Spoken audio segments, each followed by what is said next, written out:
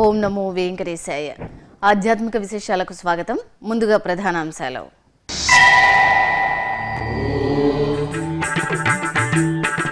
TTD కళాశాలల్లో మరింత పారదర్శకంగా ప్రవేశాలు. ఆన్లైన్లో నమోదుకు వీలుగా అప్లికేషన్ రూపకల్పన. ఐటీ అధికారులతో ఈవో సమీక్ష.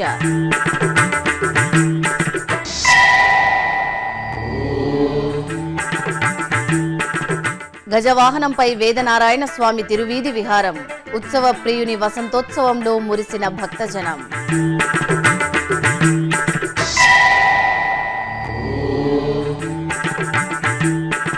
అంగరంగ వైభవంగా రామయ్య తండ్రి పట్టాభిషేకోత్సవం. చంద్రగిరి కోదండరామాలయంలో వెల్లి విరిసిన భక్తి చైతన్యం.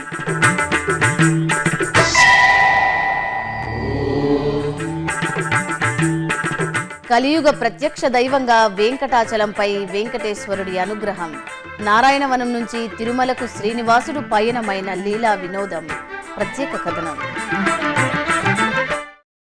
టీటీడీ విద్యాసంస్థల్లో ఇంటర్, డిగ్రీ ప్రవేశాలను మరింత పారదర్శకంగా నిర్వహించేందుకు, సరళతరం చేసేందుకు వీలుగా టీటీడీ కాలేజ్ అడ్మిషన్ సిస్టమ్ను ఏప్రిల్ 25వ తేదీ నుంచి అందుబాటులో ఉంచాలని టీటీడీ ఈవో అనిల్ కుమార్ సింఘాల్ అధికారులను ఆదేశించారు.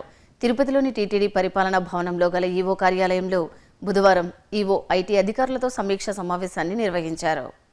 ఈ సందర్భంగా ఈవో మాట్లాడుతూ టీటీడీకి చెందిన ఆయా కళాశాలల్లో పూర్తి స్థాయిలో ఆన్లైన్లోనే పారదర్శకంగా ప్రవేశాలు పొందేలా అప్లికేషన్ రూపొందించాలని ఈవో సంబంధిత అధికారులను ఆదేశించారు. ప్రవేశాలకు admission.tirumala.org వెబ్సైట్లో విద్యార్థులు చాలా జాగ్రత్తగా తమ పూర్తి వివరాలను నమోదు చేసుకోవాలని సూచించారు. తెలుగు, ఇంగ్లీష్ భాషల్లో అప్లికేషన్ రూపొందించాలన్నారు. దరఖాస్తు చేసుకునే సమయంలో వచ్చే సందేహాలు నివృత్తి చేసేందుకు హెల్ప్ లైన్ను ఏర్పాటు చేయాలన్నారు. తిరుపతిలోని శ్రీ పద్మావతి అతిథి భవనం, తిరుచానూరులోని శ్రీ పద్మావతి నిలయంలో గదుల కేటాయింపునకు నూతన అప్లికేషన్ రూపొందించాలని ఐటీ అధికారులను ఈవో ఆదేశించారు. టీటీడీ హిందూ ధర్మ ప్రచార పరిషత్ వెబ్సైట్ను ఎక్కువ మంది వీక్షించేందుకు ఆదర్శనీయంగా రూపొందించాలన్నారు. వెబ్సైట్లో కార్యక్రమాల తాజా సమాచారాన్ని ఎప్పటికప్పుడు స్క్రోలింగ్ ద్వారా భక్తులకు తెలియపరచాలన్నారు. ఈ వెబ్సైట్లో టీటీడీ హిందూ ధర్మ ప్రచార పరిషత్ కార్యక్రమాలను పూర్తి సమాచారంతో పొందుపరచాలన్నారు. తిరుమలలో శ్రీవారి సేవకులు, పరకమణి, లడ్డూ ప్రసాదం, శ్రీవారి ఆలయ పరిశుభ్రత తదితర సేవల్లో ఎలాంటి ఇబ్బంది లేకుండా అభిప్రాయ సేకరణ తీసుకుని పారదర్శకంగా సేవలు కేటాయించాలన్నారు. తిరుమలలో శ్రీవారి సేవకులు తమకు ఆసక్తిగల విభాగాలను ఎంచుకుని సేవలు అందించేందుకు సులభతరంగా అప్లికేషన్ ఉండాలన్నారు. దేశవ్యాప్తంగా వివిధ ప్రాంతాల నుంచి శ్రీవారి సేవకులు సేవలను అందించేందుకు వస్తుంటారని, అందుకు అనుగుణంగా వివిధ భాషలతో మార్గదర్శకాలు రూపొందించాలన్నారు. శ్రీవారి సేవకులు దరఖాస్తు చేసుకున్న వెంటనే వారికి సంబంధిత సమాచారంపై SMS పంపించాలని ఈవో అధికారులను ఆదేశించారు. ఈ సమావేశంలో తిరుమల జేఈఓ KS శ్రీనివాసరాజుతో పాటు ఇతర అధికారులు పాల్గొన్నారు. నాగలాపురంలోని శ్రీ వేదనారాయణ స్వామివారి ఆలయంలో వార్షిక బ్రహ్మోత్సవాల్లో భాగంగా వసంతోత్సవం అత్యంత వైభవంగా జరిగింది. ఇందులో భాగంగా శ్రీదేవి భూదేవి సమేత శ్రీ వేదనారాయణ స్వామివారిని ఉత్సవ మండపంలో కొలువు తీర్చారు. అక్కడ కలశ ప్రతిష్ఠ, కలశ పూజ, పుణ్యాహవాచనం తదితర వైదిక క్రతువులు జరిపిన పిదప చందన ద్రవ్యాలతో ప్రోక్షణ చేశారు. అనంతరం స్వామి అమ్మవార్లను తిరుచుపై కొలువు తీర్చి మేళతాళాలు, మంగళ వాయిద్యాల నడుమ పురవీధుల్లో ఊరేగించారు. భక్తులు స్వామి అమ్మవార్లకు కర్పూర హారతులు సమర్పించారు. ఇక బ్రహ్మోత్సవాల్లో భాగంగా రాత్రి స్వామివారికి గజవాహన సేవ రమణీయంగా జరిగింది. సర్వాలంకార శోభితులైన శ్రీ వేదనారాయణ స్వామివారిని గజవాహనంపై కొలువు తీర్చారు. అనంతరం మంగళ వాయిద్యాల నడుమ స్వామివారు గజవాహనంపై ఊరేగుతూ భక్తులను అనుగ్రహించారు. భక్తులు స్వామివారి దివ్య వైభవాన్ని కనులారా తిలకించి ఆశీస్సులు అందుకున్నారు.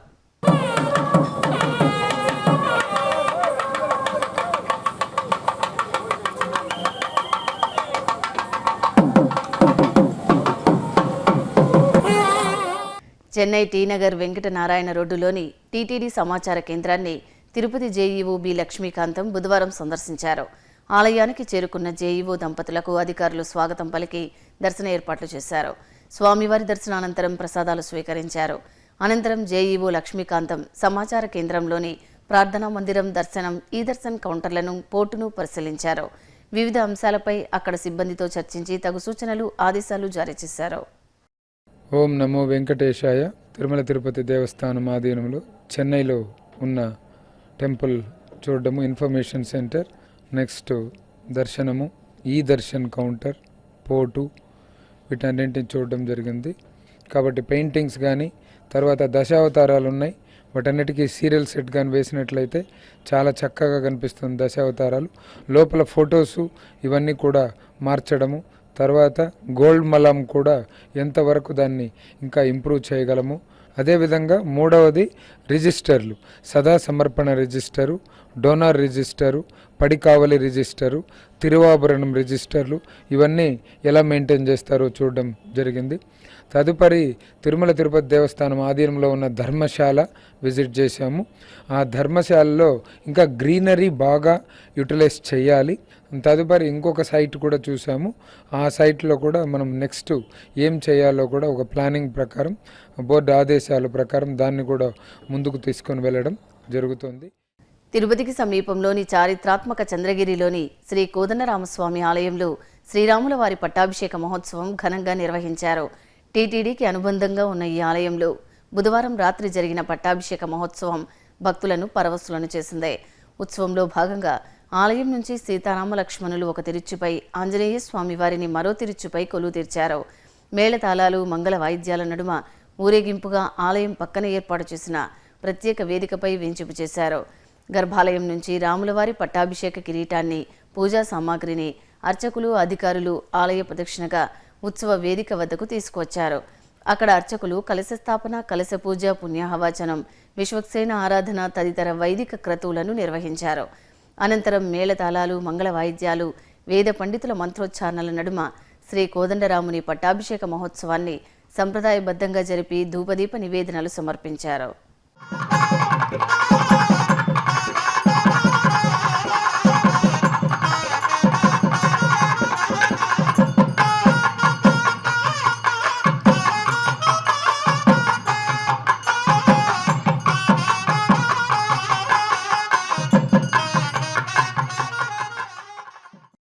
అనంతపురం జిల్లా మల్లెపల్లెలోని శ్రీ ఆంజనేయ స్వామి ఆలయంలో ధ్వజస్తంభ పునఃప్రతిష్ఠా ఉత్సవాలు శాస్త్రోక్తంగా జరిగింది. ఈ సందర్భంగా ఆలయ ప్రాంగణంలో పుణ్యాహవాచనం, కలశ స్థాపన, కలశారాధన, దేవత ఆవాహన, నవగ్రహ రత్నన్యాసం, యంత్ర ప్రతిష్ఠ తదితర క్రతువులు పూర్తి చేసి శ్రీ ఆంజనేయ స్వామి వారికి, ఇతర దేవతామూర్తులకు ప్రత్యేక పూజలు చేశారు. ఆపై వేద మంత్రాలు, మంగళ వాయిద్యాల నడుమ ధ్వజస్తంభ ప్రతిష్ఠ నిర్వహించారు.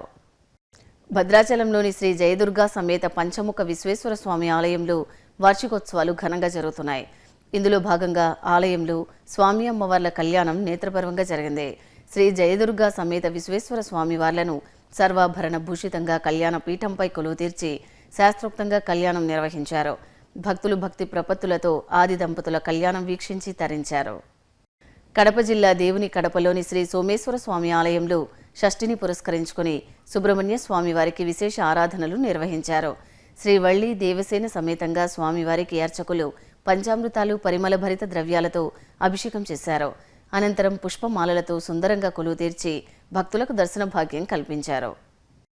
విజయవాడలోని శ్రీ లక్ష్మీ గణపతి ఆలయంలో స్వామివారికి ప్రత్యేక అభిషేక సేవ కనుల పండుగ జరిగింది. సర్వ విఘ్నాలను హరించే విఘ్నాధిపతికి అర్చకులు సంప్రదాయబద్ధంగా అభిషేకాన్ని నిర్వహించారు. అభిషేకం పూర్తయిన తరువాత పరిమళ భరిత పుష్పాలు, స్వర్ణాభరణాలతో దివ్యంగా అలంకరించి ధూపదీప నివేదనలు అందజేశారు. అడుగడుగు దండాలవాడు, ఆపద మృక్కులవాడు తిరుమల శ్రీవారు సప్తగిరులపై వేంచేసి నిత్య పూజలు అందుకుంటున్నారు. భక్తితో నమస్కరిస్తే ఆర్తిగా ఆశీస్సులు అందజేసే శ్రీ వెంకటేశ్వరుడి కరుణా వీక్షణాలను పొందడానికి భక్తులు పరితపిస్తుంటారు. మరి ఆ స్వామివారి దివ్యలీలా విశేషాలను తెలుసుకోవాలని ఎవరికుండదు? వెంకటాచలంపై వెలసిన శ్రీనివాసుడు పద్మావతి దేవిని పరిణయమాడిన శుభ సందర్భంలో ఏ ప్రదేశాల్లో విహరించారు, ఆ ప్రాంతాలకున్న ప్రాశస్త్యం ఏంటి ఇత్యాది విశేషాలను మీకు అందిస్తోంది శ్రీ వెంకటేశ్వర భక్తి ఛానల్. కలియుగ ప్రత్యక్ష దైవం శ్రీ వెంకటేశ్వరునితో ప్రత్యక్ష అనుబంధం కలిగిన ప్రదేశాలు ఏవి? పద్మావతి అమ్మవారు పుట్టిన ప్రాంతం ఏంటి?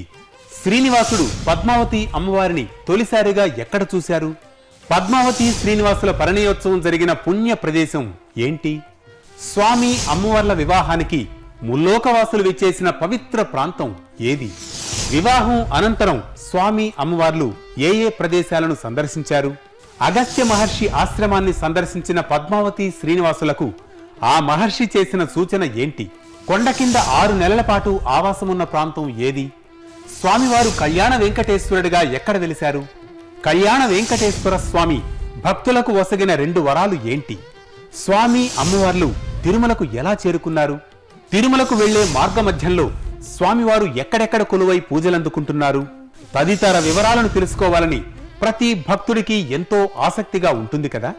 లోక కళ్యాణార్థం భూలోకానికి విచ్చేసిన శ్రీ మహావిష్ణువు అర్చాస్వరూపంగా వెంకటాచలంపై శ్రీ వెంకటేశ్వరుడిగా భక్తకోటిని అనుగ్రహిస్తున్నారు. తిరుమల శ్రీవారితో ప్రత్యక్ష అనుబంధం ఉన్న అనేకానేక పుణ్యధామాలు చిత్తూరు జిల్లా నలుమూలల నెలవై దివ్య ప్రదేశాలుగా విరాజిల్లుతున్నాయి.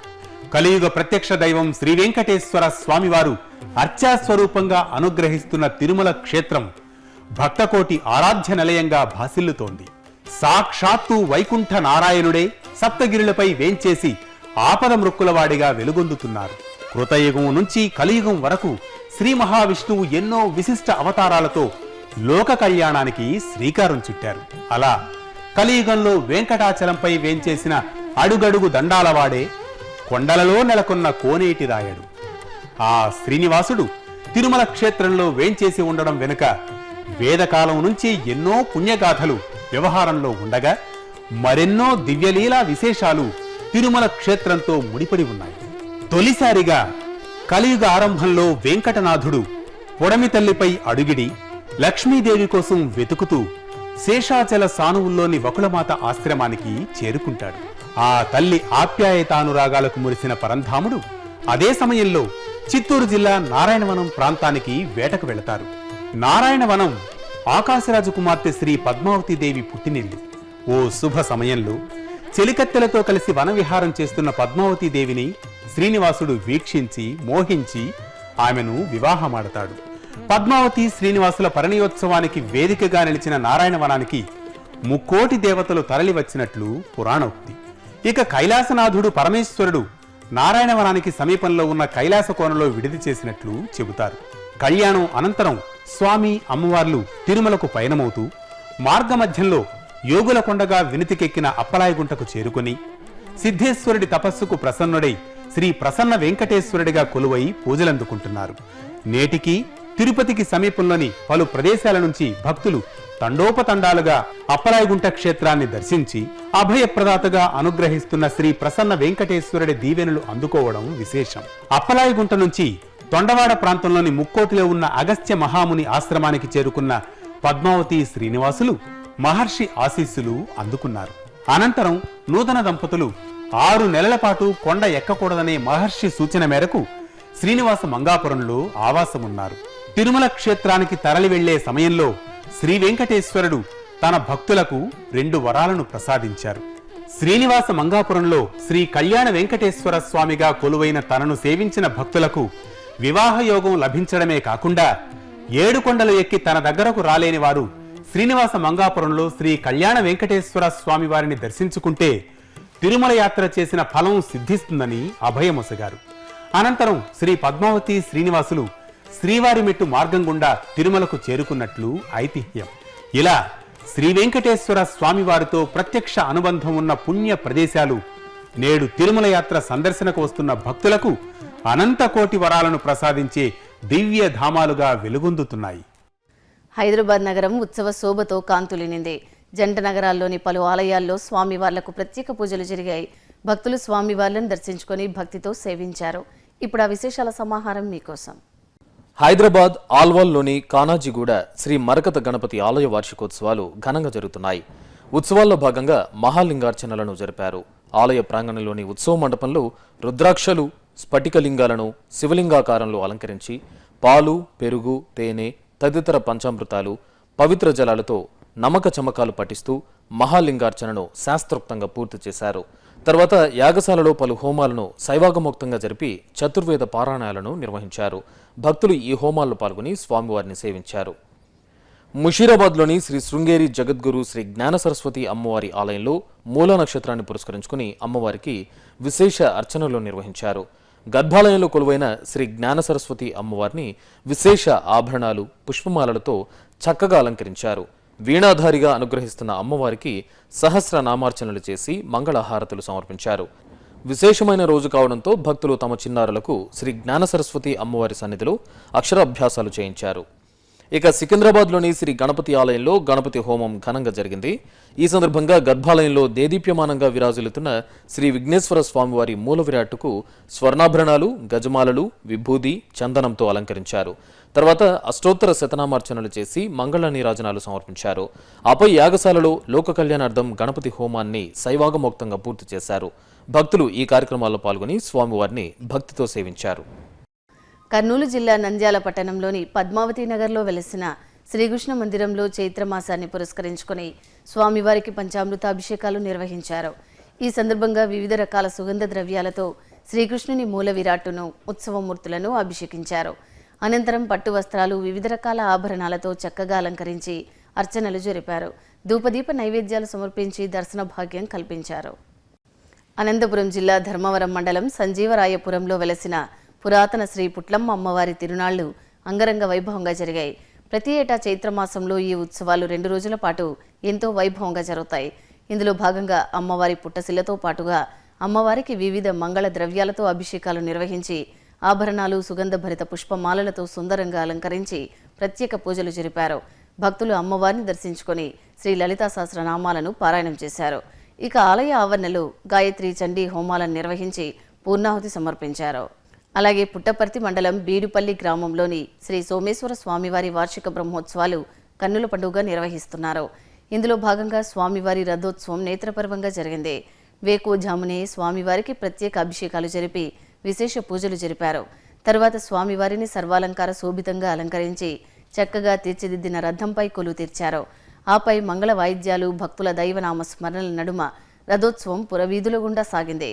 భక్తులు స్వామివారిని దర్శించుకొని కర్పూర హారతులు సమర్పించారు. నిజామాబాద్ గాయత్రి నగరంలోని శ్రీ సిద్ధి వినాయక స్వామి ఆలయంలో వార్షిక బ్రహ్మోత్సవాలు వైభవంగా జరిగాయి. ఉత్సవాలను పురస్కరించుకొని స్వామివారికి పల్లకీ సేవను ఘనంగా నిర్వహించారు. ముందుగా స్వామివారికి ప్రత్యేక పూజలు నిర్వహించి కర్పూర హారతులు సమర్పించారు. అనంతరం స్వామివారిని చక్కగా అలంకరించి పల్లకీపై వేంచేపు చేసి మంగళ వాయిద్యాల నడుమ పురవీధుల్లో ఊరేగించారు. భక్తులు స్వామివారిని దర్శించుకొని ఆశీస్సులు అందుకున్నారు.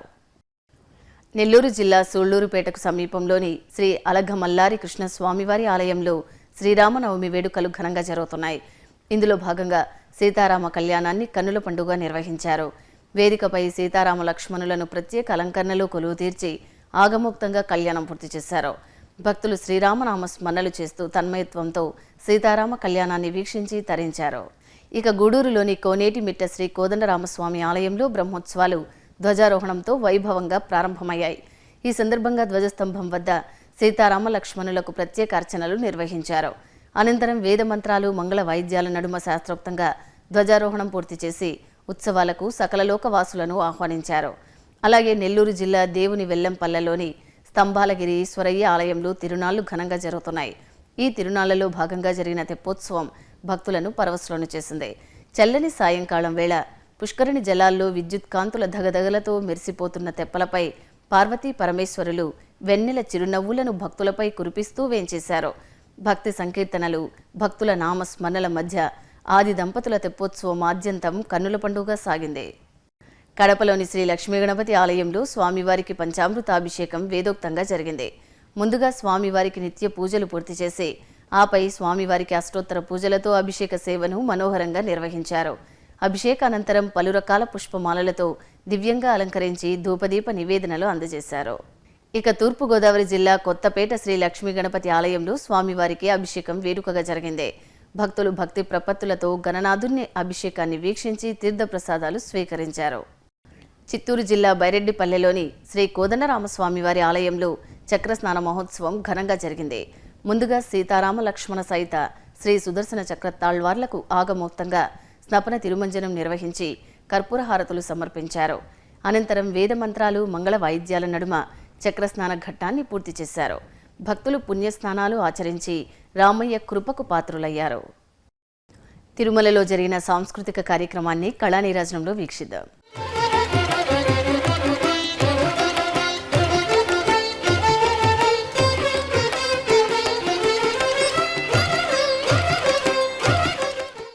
తిరుమల నాదనీరాజనం వేదికపై బుధవారం జరిగిన వాద్య కచేరీ వేణుల విందుగా సాగింది.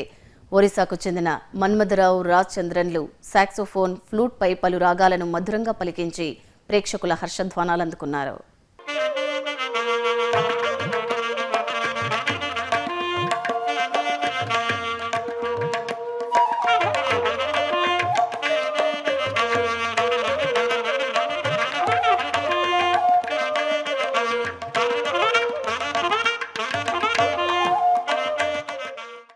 ఆధ్యాత్మిక విశేషాలు ఇంతటితో సమాప్తం. మధ్యాహ్నం 1 గంటకు ప్రసారమయ్యే ఆధ్యాత్మిక విశేషాల్లో మళ్ళీ కలుద్దాం. ఓం నమో వెంకటేశాయ.